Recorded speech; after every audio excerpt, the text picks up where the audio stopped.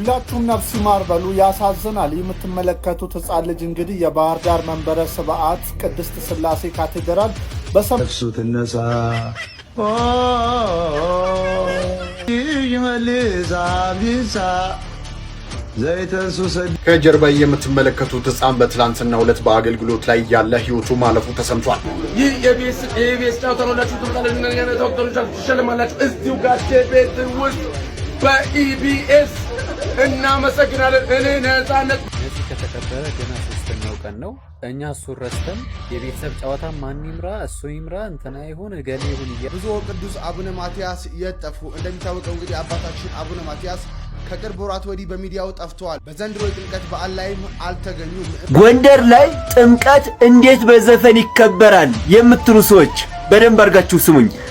ዛሬ ላይ ይቅርታ ቪዲዮ ነው የመጣሁት። ስለ ጎንደር በሰራሁት ያ ኮንሰርቱ ኃጢአት ነው አይሆንም መሆን የለበትም ብዬ ነበረ። ግን የዲያቆን ሄኖክ ኃይሌን ካስረዳኝ በኋላ ያው ኃጢአት እንዳልሆነ ገብቶኛል ማለት ነው። ስለዚህ ከኢትዮጵያ ራስ አልወርድም ያሉት የአሜሪካው ፕሬዝዳንት ትራምፕ ስለ ኢትዮጵያ አሁንም አነጋጋሪ የተባለ መግለጫ ሰጥተዋል።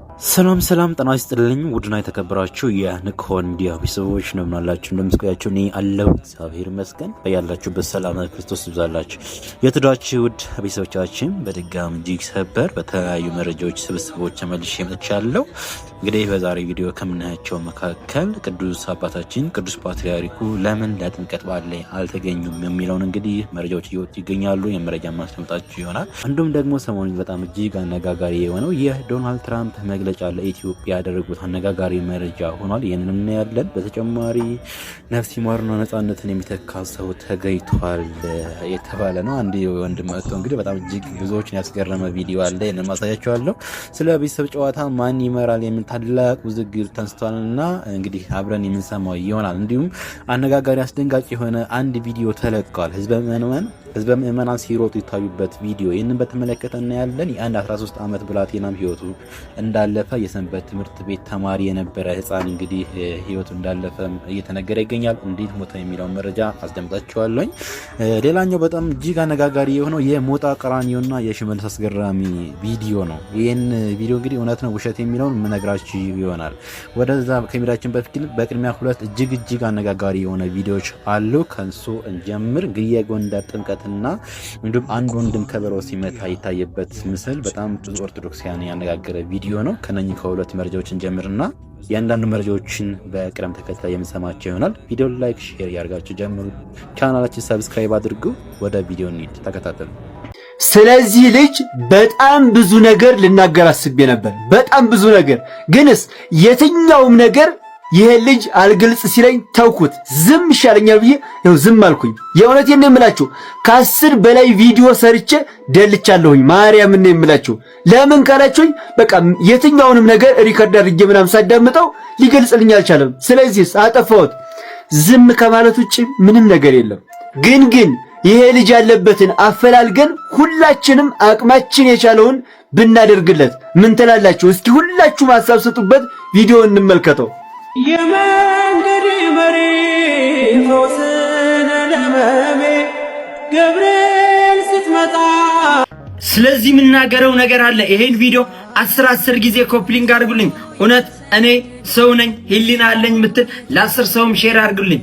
ይህ ወንድማችን ልብሴ ቆሽሿል፣ እነዚህ መሃል ውስጥ እንዴት እገባለሁ ሳይል እግዚአብሔርን ለማመስገን ማንንም ሳይሰማ መሃል ገብቶ ለዘመረ ስላመሰገነ እውነት ህሊና ያላችሁ ሰባዊነት ያላችሁ ህይወቱን እንቀይርለት ምትሉ ይሄን ቪዲዮ ለ10 ሰው ሼር አድርጉልኝ። እኔም በአቅሜ ያቅሜን አረጋለሁ። መቀሌ ውስጥ የምትኖሩ ወንድም እህቶችን ይሄ ወንድማችሁ ካገኛችሁ ባይላ ባለ ስልክ ደውልኝ አደራ። ይሄ ቪዲዮ እንደምታዩት ከሁለት ቀን በፊት ወይንም ከጥምቀት ቀን ጀምሮ በጣም ሶሻል ሚዲያ ላይ እየተሽከረከረ ነው። እውነት ለመናገር ልቤንም ነክቶኛል። እጅግ በጣም ደስም ነው ያለኝ። ምክንያቱም እግዚአብሔር በየትኛውም ስፍራ ላይ ሆኖ ማመስገን እንደሚቻል ትልቅ ትምህርት ነው አስተምሮን ያለፈው። ቢኖርህም ባይኖርህም የማያልፈው እግዚአብሔር ነውና ትልቅ ትምህርት የተማርኩበትን በጣም ነው ሲያመሰግነው እንዴ ደስ እንዳለኝ ማለት ነውና ያስተማረን ይመስለኛል። እንደዚሁም ደግሞ ቲክቶክ ላይ ሲሽከረከር ሲዘዋወር ቲክቶክ ተጽዕኖ ፈጣሪዎች ይሄ ልጅ ቀጣይ ዓመት እንደዚህ እንዳያከብር የራሳችን አስተዋጽኦ ማድረግ አለብን የሚል ቪዲዮ የሚሽከረከር እኔ ጋር ደርሶ ነበረ። እድሜና ጤና ይስጠን፣ የዛ ሰው ይበለን። እንደዚህ አያከብርም። ከዚህ በተሻለ ቆንጆ ደረጃ ደርሶ ራሱን ጠብቆ በደንብ ከላይ እስከታች ዝንጥ ብሎ ነጭ መነጩን አርጎ እግዚአብሔርን እንደሚያመሰግን ተስፋ አለኝ። እኔ ለራሴ ቃል ገብቻለሁ። እንደዚሁም ደግሞ ማለት ነው እሱ ፍቃደኛ ከሆነ እኔ ታላቅ እህቱ ልሆን ዝግጁ ነኝ። ትልቅ ደረጃ ደርሶ ማየት ስለምፈልግ እሱ ፍቃደኛ ከሆነ ከጎዳና ላይ ተነስቶ እኔ አስተምሬው በስራ ባለበት ስራ ዘርፍ ሙያ የድርጅታችን ሰራተኛ አባል መሆን ይችላል። ፍሬ ደልዬ ደሉካ ነኝ። እንደዚሁም ደግሞ ማለት ነው ወደ ነበረበት ወደ ቀድሞ ህይወቱ ወደ መንፈሳዊ ህይወቱ ተመልሶ እግዚአብሔርን እንዲያገለግል እግዚአብሔርን እንዲያመሰግን የመድኃኔዓለም ቅዱስ ፍቃድ ይሁን ነው ምለው። እንግዲህ የቻልኩትን ላደርግ ታላቅ እህቱ ልሆን ባለኝ አቅም ሁሉ ሰፖርት ላደርገው ለራሴ ቃል ገብቻለሁ። ፍሬ ደልዬ ደሉካ ነኝ። ቪዲዮውን ሼር ኮፕሊንግ አድርጉት። ልጁ እኔን ማግኘት አለበት። አገኘዋለሁ ብዬ ተስፋ አደርጋለሁኝ። ሰላም ሁኑልኝ። መልካም ጊዜ ተመኘው ለሁላችሁ። እህታችን እግዚአብሔር አክብርልን። ይህን ቪዲዮ እንዳያችሁት በጣም ብዙ ኦርቶዶክሳውያን አይተውታል። ወደ 300,000 ኦልሞስት 400,000 ሊጠጋ ነው። ይህን የሚያክል ላይክ አግኝቷል። ከ2.5 ሚሊዮን በላይ ሰው አይተውታል ይህን ቪዲዮ እና በጣም ብዙ ኦርቶዶክሳውያን ስሜታቸውን እየገለጸ ነው የሚገኘው። እንደ አንድ ኦርቶዶክሳዊ እህታችን ሀብሳ መደገፍ አለብን። እኛ ማድረግ ያለብን ሁላችሁም ይህ ልጅ ይህ ቪዲዮ የተቀረጸበትን ቦታ ኮሜንት ላይ ሜንሽን አድርጉት እና እንደዚህ ደግሞ ደጋግ ኦርቶዶክሳውያን የዚህን ልጅ ህይወት መቀየር ስለሚችሉ እኛ የበኩላችን አስተዋጽኦ እናድርግ፣ ጥቆማ እናድርግ ማለት እወዳለሁ። ምናልባት ቪዲዮውን ይሄ ልጅ ላይ ይችላል እንደኛ ዘመኑ ያመጣውን ቴክኖሎጂ ሊጠቀም ስለማይችል ይህን ቪዲዮ የምታዩ በአካባቢ የቀረጻችሁ ሰዎች ልጅ እንደምንም ብላችሁ ለዚህ ጭታችን አገናኟት። ይህን ማለት ፈልገው። ሌላኛው እጅግ አነጋጋሪ የሆነው እንግዲህ የጎንደሩ ቪዲዮ ነው። በጎንደር ላይ እንግዲህ ሲጨፍሩ የታዩበት ምስል አለ። እንዴት ነው ኦርቶዶክሳውያን ይህን ነገር በዚህ የምናስቀጥለው? በጣም ብዙ ኦርቶዶክሳውያን ቁጣቸውን ገልጸዋልና ከዛ መካከል አንዳንድ ቪዲዮዎች ላሳያችሁ። ጎንደርን በጥምቀት ይለያል ነው ምላቸው።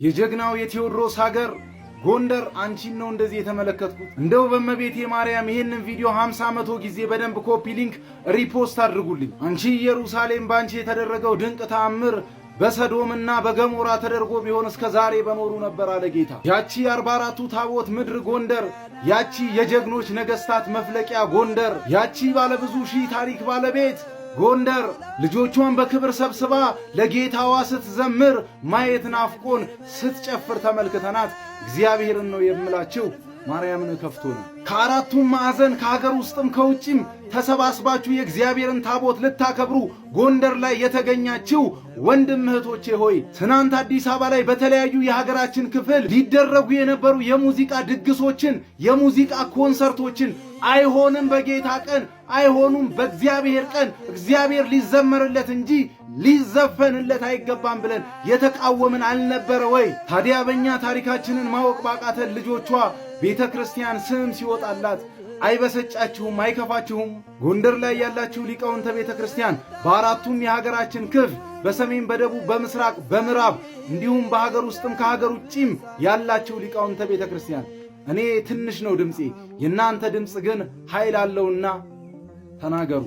ዛሬ ላይ ይቅርታ ቪዲዮ ነው የመጣሁት። ስለ ጎንደር በሰራሁት ያ ኮንሰርቱ ኃጢአት ነው አይሆንም መሆን የለበትም ብዬ ነበረ። ግን የዲያቆን ሄኖክ ኃይሌን ካስረዳኝ በኋላ ያው ኃጢአት እንዳልሆነ ገብቶኛል ማለት ነው። ስለዚህ በዛን የነበራችሁ ሰዎች ይቅርታ እንድታረጉልኝና ዲያቆን ሄኖክ ኃይሌን እስቲ ያለውን ስሙና ሐሳባችሁን በኮሜንት አስቀምጡልኝ። ከዛ ውጪ ቅድም እንዳነሳው የዘፈን እንዲህ ባህላዊ ሲሆን አገራዊ ሲሆን ጥሩ ነው። ይዘቱ መልካም መልእክት ያለው ዘፈን ሲሆን መልካም ነው የሚለው ሐሳብ ሊመስል ይችላል፣ እውነት ሊመስል ይችላል፣ ግን በፍጹም የተሳሳተ ነው። እንግዲህ ቤተክርስቲያን የምትፈቅደው ዘፈን ወይም ብንዘፍነው ችግር የሌለው አንድ ብቻ፣ እሱም የኢትዮጵያ ብሔራዊ መዝሙር ነው። የሀገርን በተመለከተ ግብር እንደመክፈር ስለሚቆጠር የዜግነት ክብር የሚለውን ሰው ሲል መዋል ይችላል። ከዛ ውጭ ግን እየተነጋገርን ያለነው ስለ መጽሐፍ ቅዱስና ስለ ሃይማኖት ከሆነ ይሄኛው ልክ ነው። ባህላዊ ስለሆነ ምክር ባህላዊ ከተባለ የትኛው አካባቢ ባህል ነው ጽድቅ የሚሆነው? ዘፈን ዘፈን ነው። ዓለማዊ ነገር ዓለማዊ ነው። እንግዲህ እንደሰማችሁት ነው። ዘፈን ባህላዊ ነው የሚባል ነገር የለም። ኃጢአት ነው። መምህራችን መምህር ዲያቆን ሄኖክ ኃይሌ ቃለ ሕይወት ያሰማልን። እንግዲህ ያው ዘፈን በቤተክርስቲያን ደረጃ ተፈቅዶ አይደለም፣ ሁላችንም ኦርቶዶክሳውያን ኃጢአት እንደሆነ እናውቃለን። ነገር ግን እየሰራን ያለነው የድፍረት ኃጢአት ነው። ሁላችንም እያደረግን ያለን የድፍረት ኃጢአት ነው። ስለዚህ ደግሞ እንደ አንድ ኦርቶዶክሳዊ ደግሞ ሃይማኖተኛ ነን ካልን፣ ኦርቶዶክሳዊ ወጣቶች ነን ካልን ሃይማኖታችን ሊያሳስበን ይገባል። ይህ ቦታ እኮ የጌታችን የመድኃኒታችን የኢየሱስ ክርስቶስ ጥምቀት የሚከበርበት በዓል እንደመሆኑ መጠን ለዚህ ያሉ ስነ ስርዓቶች እጅግ ሊወገዙ ነው። እኔ በጣም የታዘብኩት አንድ ቪዲዮ አለ። ዘማሪያን ያን ዘፈኑን ለማስቆም ገብተው በሚዘምሩበት ሰዓት መካከል ላይ ሲጨፍሩ ያዩዋቸው እጅግ የሚያሳዝኑ ወጣቶች ናቸውና ቪዲዮውን አሳያቸዋለሁ። ነገር ግን ሁላችንም ያስማማናል ብዬ እንዳዘጋጀሁት ቪዲዮ አለ። እሱ ላስደምጣቸውና ያኛውን ቪዲዮ አሳያቸዋለሁ። ጎንደር ላይ ጥምቀት እንዴት በዘፈን ይከበራል የምትሉ ሰዎች በደንብ አድርጋችሁ ስሙኝ። ሁላችሁም ይሄን ቪዲዮ በደንብ አድርጋችሁ ሼርና ኮፒ ሊንክ፣ ላይክ፣ ሪፖስት እያደረጋችሁ ለብዙዎች እንዲዳረስ አድርጉልኝ። ላይክ አድርጉና ጀምሩት። ቤቱን ሁላችሁም ፎሎ አድርጉት። እናም ብዙዎቻችሁ ጎንደርን የሚያክል የሃይማኖት ሀገር ላይ እንዴት ጥምቀት በዘፈን ይከበራል እያላችሁ ስትነቅፉ ነበር፣ ሐሳብ ስትሰጡ ነበር። ትክክል ናችሁ እኮ እኔም ከናንተ አንዱ ነኝ። ግን ሰውን ወደ መልካም የምንመልሰው በመንቀፍ ሳይሆን በማስተማር ነው። እናም ይኸውላችሁ ባለፈ ነገር ላይ ብዙ ክስ አናብዛ። ላለፈ ክረምትም ቤት አንስራ። ለቀጣይ ዓመት ግን የጎንደር ሊቃውንት ምዕመናን ላይ መስራት አለባችሁ፣ ማስተማር አለባችሁ። እንዴ ቃል እግዚአብሔር የሚፈልቀው ከናንተው እንዴት ጎንደር። ስለዚህ ከባድ የቤት ስራ ይጠበቅባችኋል ሊቃውንት። እናም እዚህ ጋር ያለነው ከነዚህ እንማር። ሁላችሁም እግዚአብሔር ይባርካችሁ እያላችሁ መርቋቸው። እዚህ ጋር ያሉትን መልካሙ ስናበረታታ ሌላው ይቀንሳል ማለት ነው እና ኮሜንት ላይ እግዚአብሔር ይባርካችሁ እያላችሁ መርቁልኝ። እናዳምጣቸው።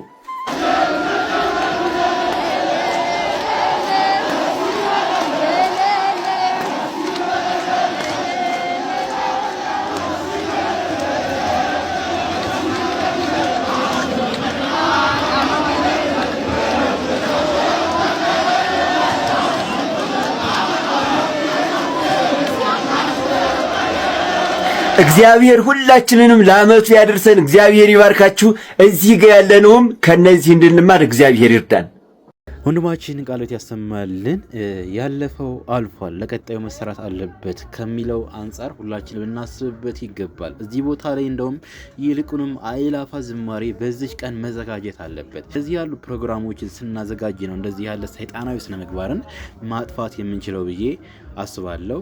መታሰብ አለበት። እስከ መቼ ነው ኦርቶዶክሳውያን እየተሸወድን የምንኖረው? እስከ መቼ ነው ጌታችን መድኃኒታችን ኢየሱስ ክርስቶስ በሚከብርበት በዓል ሰይጣን ድል ነስቶ ለሱ አገልጋይ የሱን ግብር የምናስፈጽመውና? ስለዚህ መሰራት አለበት ብዬ አስባለሁኝ። ወደ መረጃዎቻችን እንሄዳለን። አሁን ደክበት በከፋኖ ጥይት ቶሎሳ ወራክሳ ነፍሱ ትነሳ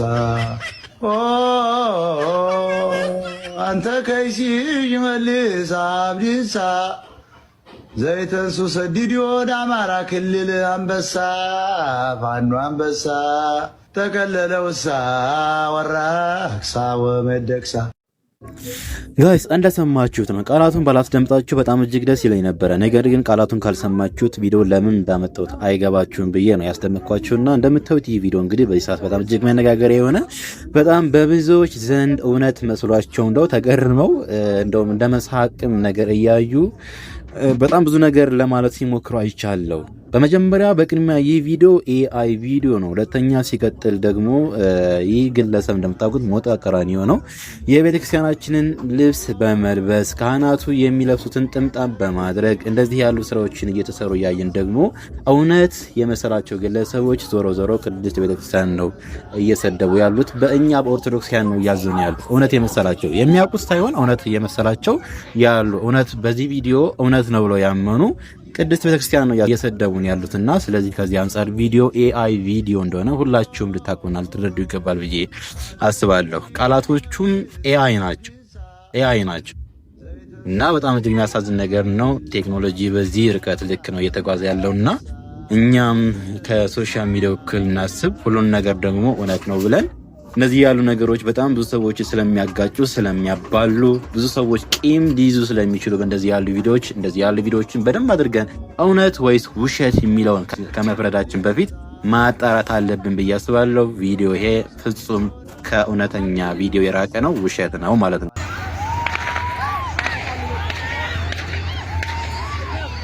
ይህኛው ቪዲዮ እንዳያችሁት በጣም ብዙዎችን እያስጨነቀ ያለ በጣም ብዙ ኦርቶዶክሳዊ ጥያቄ የፈጠረ ነው። እንግዲህ ምእመናን በእንደዚህ ያለ መልኩ እንደምታዩት ተኩስ ተከፍቶባቸው ሲሮጡ የሚያሳይ ቪዲዮ ነው። የተለቀቀው ትናንትና ነው ከጥምቀት ጋር ተያይዞና ቫይራል ወጥቷል። አጋጣሚ በጣም ብዙዎች አዝነዋል በዚህ ድርጊት። በጣም ብዙዎች ደግሞ ቦታው የት ነው እያሉ እየጠየቁ ይገኛሉ። ይህ መረጃ ከዚህ ቀደም እየተደረገ ነው፣ የቆየ ቪዲዮ ነው። ይህ ቪዲዮ ማለት ነው በዚህ ሰዓት ተለቆ እንደገና ቫይራል ቢወጣም ቪዲዮ የቆየ ነው። በእለቱ ብፁዕ አባታችን ብፁዕ አቡነ አብርሃም ራሱ ምላሽ የሰጡበት ቪዲዮ ነው። በእለቱም ቢሆን ምንም አይነት ሰው እንዳልተጎዳ መግለጫ ሰጥተውበታል። እሳት የሚጭር ነገር አታድርጎ አይጠቅመንም ነው። ይህንን ስለፈልፍ ነበረ። ከዚያ በኋላ መንገድ ላይ እንግዲህ ወየሰሙ ወያልሰሙ ምን አገባውን ብለው ይሆን አላውቅም።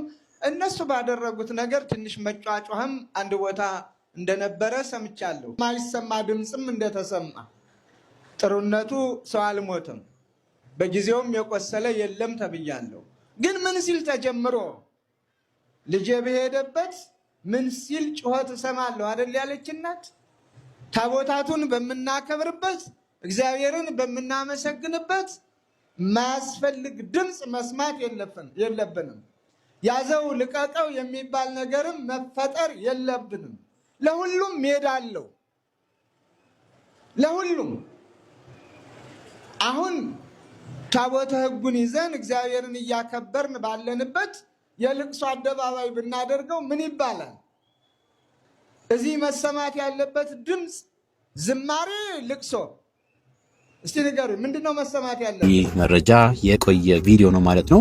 እንግዲህ ደግሞ 13 ዓመት ብላቴና ሕፃን አተናል። ይህ ትክክለኛ ቪዲዮ ነው። ወደሱ ከጀርባ የምትመለከቱት ሕፃን በትላንትናው ዕለት በአገልግሎት ላይ ያለ ህይወቱ ማለፉ ተሰምቷል። በባህር ዳር ከተማ የሚገኘው የመንበረ ስብሐት ቅድስት ሥላሴ ካቴድራል ሰንበት ትምህርት ቤት በታዳጊው ሳለ አምላክ አብዮት ህልፈት ከፍተኛ ሐዘን ውስጥ መሆኑም ተሰምቷል።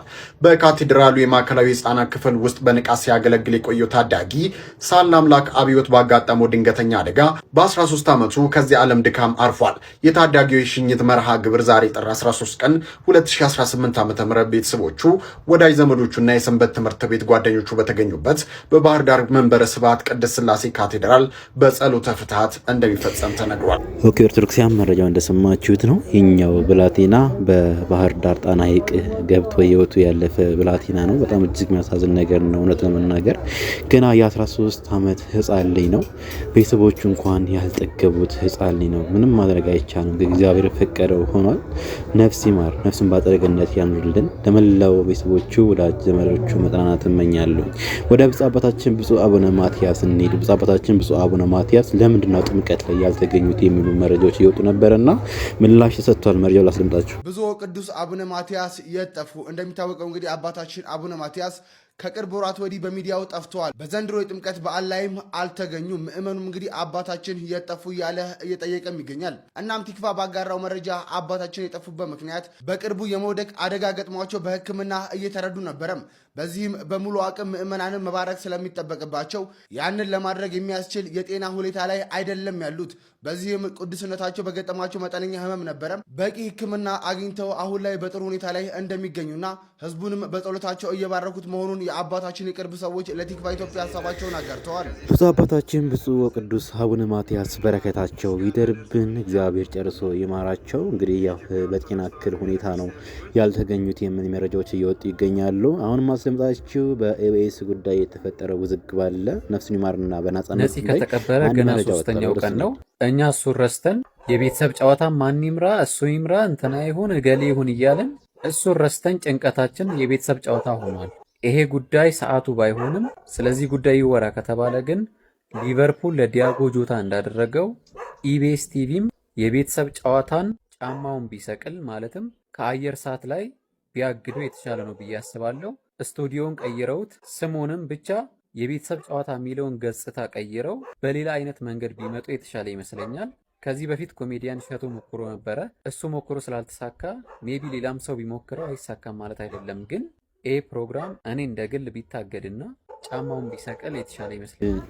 ጋይስ እንደሰማችሁት ነው። የወንድማችን ሀሳብ ትክክል ነው ብዬ አስባለሁ። ቢቀር መልካም ነው ብዬ አስባለሁ። ነገር ግን ደግሞ ከቀጠለ ነው ቢቀጥል የእሱም ድምፅ ማች የሚያደርግ የሚተካ አንድ ወንድም መጥቷልና በቲክቶክ ፕላትፎርም በጣም ብዙ ኢትዮጵያን የተነጋገሩበት ነው የሚሆነው። የነፂን ቦታ ይተካ እያሉ ነው። እስኪ ቮሊዩሙ ላሰማችሁና እንመለስ።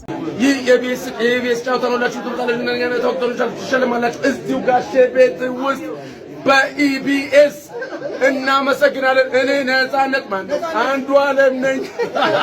ኦኬ ጋይስ ቮሊዩሙ እንደሰማችሁት ነው። በጣም የሚገርም ጸጋ፣ ተመሳሳይ ጸጋ ነው ያላቸው። ከለራቸው ራሱ ይመሳሰላል እውነት ለመናገር እና ምናልባት የቤተሰብ ጨዋታ ማን ይምራው የሚለው ጥያቄ ከተነሳ አይቀር በሚለው ደረጃ ነው ቪዲዮ ያዘጋጀሁት ያሰማኋችሁ። አሁን ደግሞ ወደ ትራምፕ እንግዲህ ኢትዮጵያ ላይ ጣቱን ቀስሯል። እስኪ እሱን ዜና ሰምተን እንመለስ።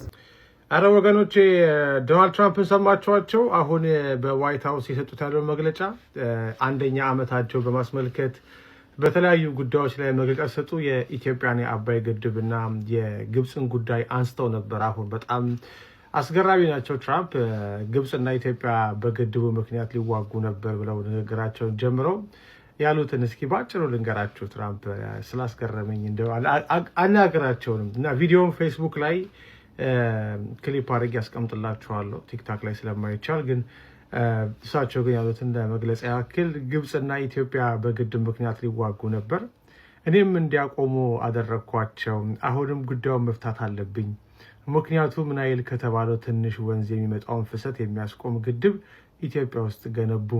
እኔ ስለ ናይል ሳስብ ሁሌ ግብፅ ነው የምትታየኝ፣ ውቡ ናይል ከፒራሚዶቹ ጋር። ነገር ግን እነሱ ግድብ ገነቡ፣ ኢትዮጵያ ነው። ለግድቡ ማን እንደከፈለ ታውቃላችሁ? አሜሪካ ናት። በዓለም ላይ ትልቁ ግድብ ይመስለኛል። ግድብ ገነቡ። እኔም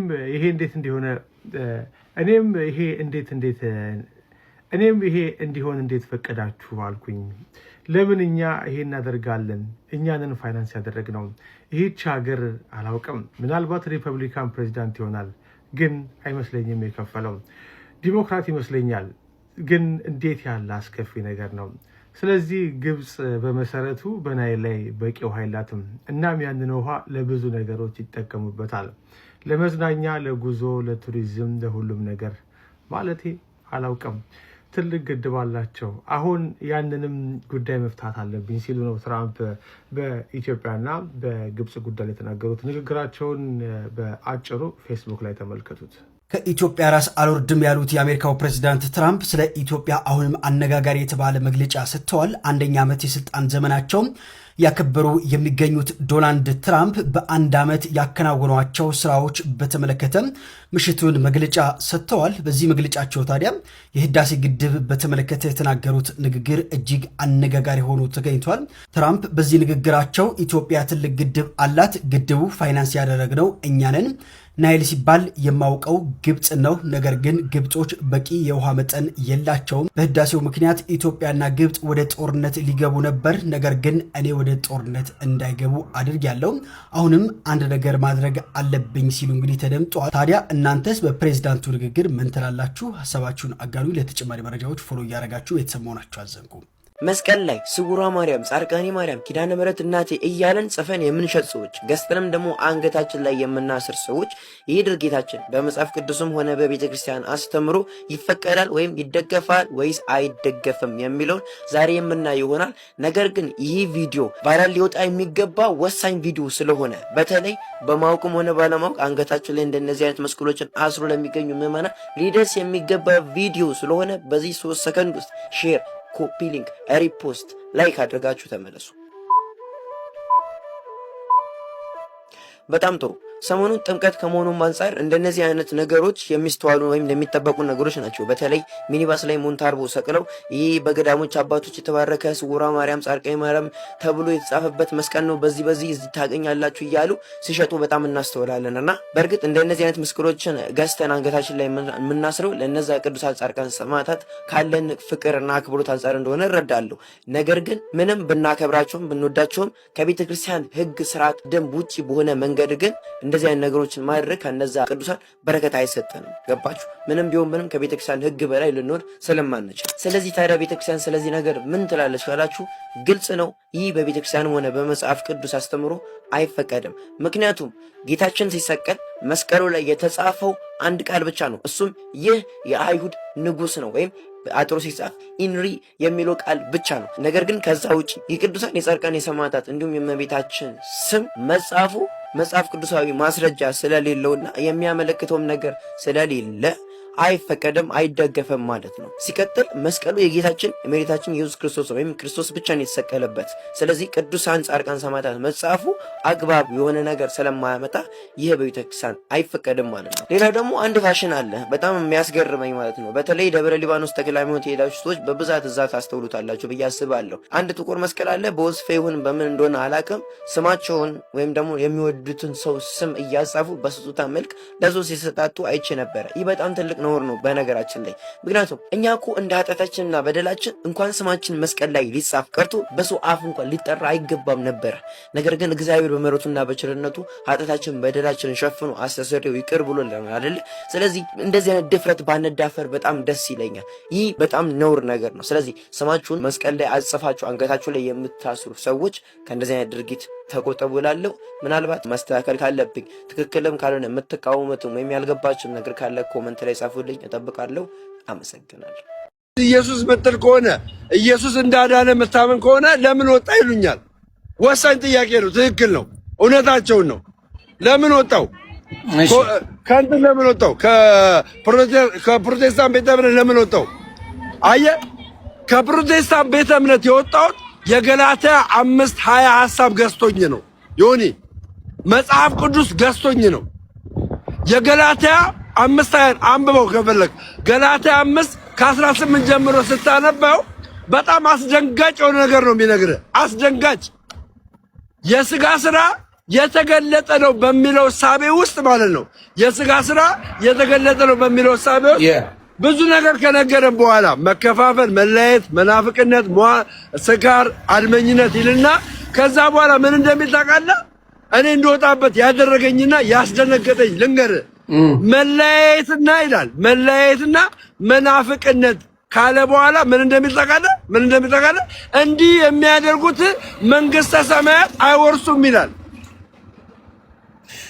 አንብበው ይሁን ተልሳ ዲኖሚኔሽን አይሰራም እያልከኝ አንብበው በማርያም አንዴ አንብበው አንዴ ከ18 ጀምሮ ያለውን አንብበው።